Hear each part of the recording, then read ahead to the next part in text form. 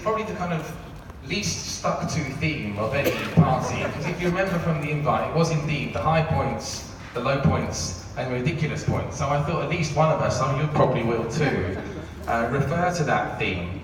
And so when I was thinking about the low points, I'm actually going to pick two, and it's low points that were real low points for both of us, but became high points. So are high points now, looking back on them. And the first one was around strangers into citizens, because anyone that was involved in citizens at that time, 2009, 2010, it was a time where we were hearing some of the most tragic and difficult and sad stories of people who were stuck in this country for years and years, people who lived worrying about the knock on the door, who never thought that the issue could be touched, could be picked up by an organisation, because it was unwinnable, because it was too wild a dream to hope that we could campaign successfully for a mass amnesty. It was people inside the organisation who we knew who were in that situation themselves, whose stories enabled us to take on that, but it was also Neil's absolute audacity, courage and determination. We lost institutions in membership because of the controversy of us taking on a campaign for a mass amnesty. And when, after years of hard work and tens of thousands of people in Trafalgar Square, we didn't win, it was a gamble. Would an incoming government be able to say we're sorting out the mess of the previous lot? It was a gamble worth taking, and we didn't win. And we had soul searching and we had sadness. And then we realised that actually we did kind of win. And we were worried, we were too sort of scared to talk about the win, because we were told that the amnesty by stealth that was going on in the Home Office, the mass clearance of the backlog, the legacy cases, 300,000 people who'd been lost, their files lost, asylum seekers who'd had their claims rejected, or as I say, just lost in a cupboard somewhere, were getting yeses in a mass scale.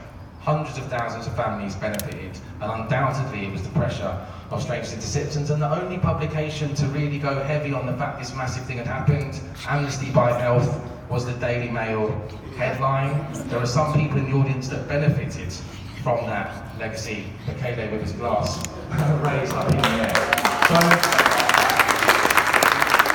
I mention that because Strangers into Citizens absolutely was testament to Neil's particular brand of moral courage and determination, and it was in a low point turned high point.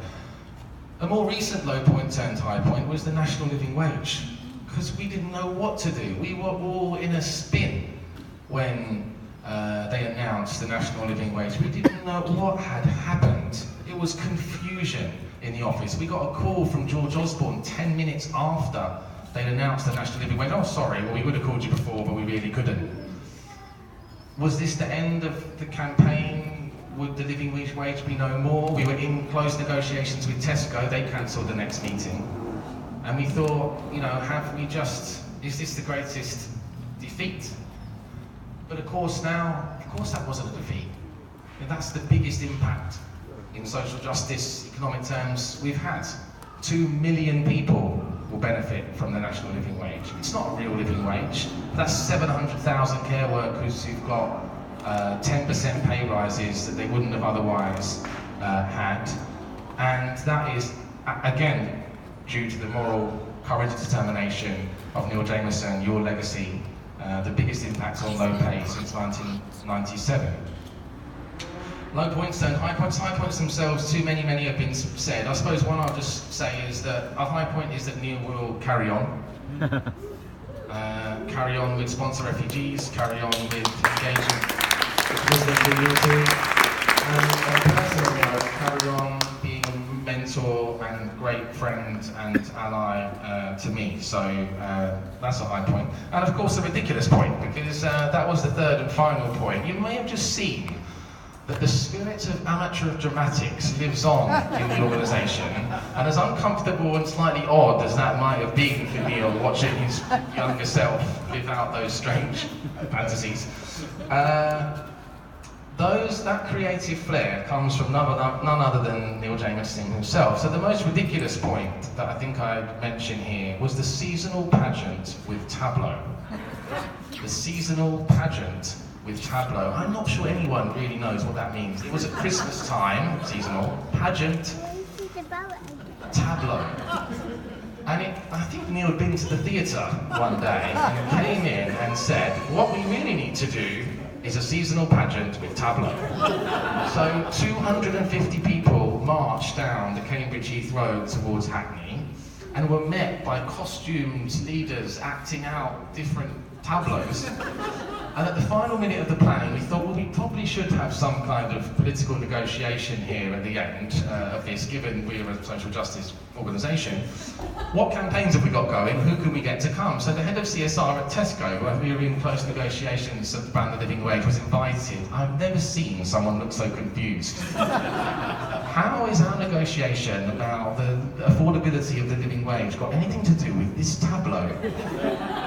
So fear not, Neil, because of all the many great things of your legacy, the amateur dramatics flair will also continue, and a budding staff team ready to make mischief and theatre.